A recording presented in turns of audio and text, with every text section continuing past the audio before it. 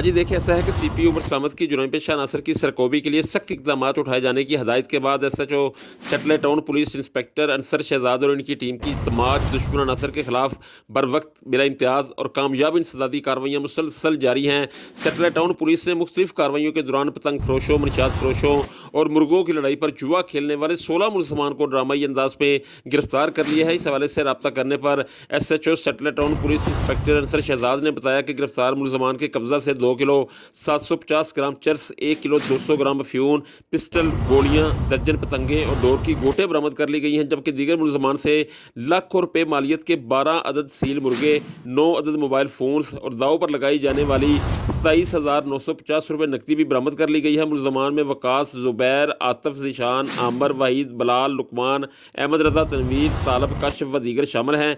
गिरफ्तार मुलजमान के खिलाफ कानून के मुताबिक मुकदमात का फौरी इंदराज कर दिया गया है।